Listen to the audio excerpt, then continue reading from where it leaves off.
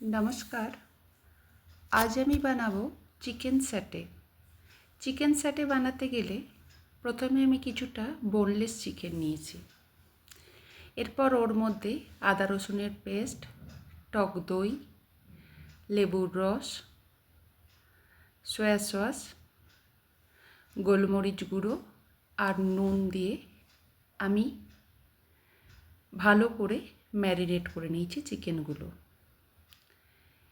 এরপর ম্যারিনেট করা চিকেনটা আমি 3 থেকে 4 ঘন্টা ফ্রিজে রেখে দিয়েছিলাম।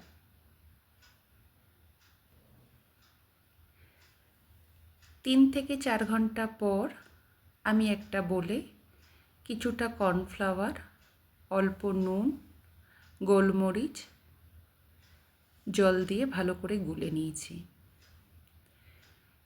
এরপর কিছু পেঁয়াজ আর ক্যাপসিকাম ডুমো ডুমো করে কেটে নিয়েছি। তারপর একটা শিকের মধ্যে পেঁয়াজ, ক্যাপসিকাম আর চিকেনের টুকরোগুলো ওর মধ্যে লাগিয়ে নিয়েছি।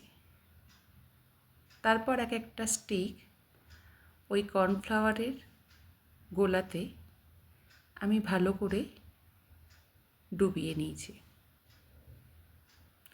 খুব ভালো করে কর্নফ্লাওয়ারটা চিকেন, পেঁয়াজ আর ক্যাপসিকামের মধ্যে মাখিয়ে নিতে হবে। এরপর একটা ফ্রাইং প্যানে তেল গরম করে চিকেনের স্টিকগুলো আমি খুব ভালো করে ভেজে নিয়েছি। দেখতেই পাচ্ছ ভাজাটা ঠিক কী রকম হয়েছে।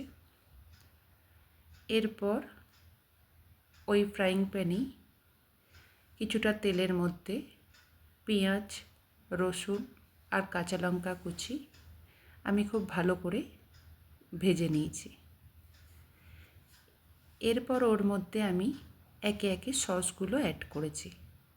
প্রথমে টমেটো সস, তারপর চিলি সস, তারপর সয়া সস আমি অ্যাড করেছি।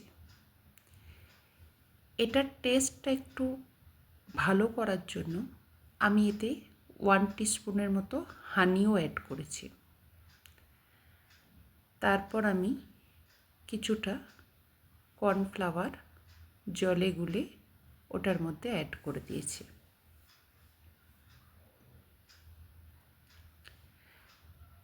এরপর এই পুরো মিশ্রণটা খুব ভালো করে ভাজা হয়ে গেলে চিকেনের স্টিকগুলো আমি এর মধ্যে দিয়ে ভালো করে মাখিয়ে নিয়েছি।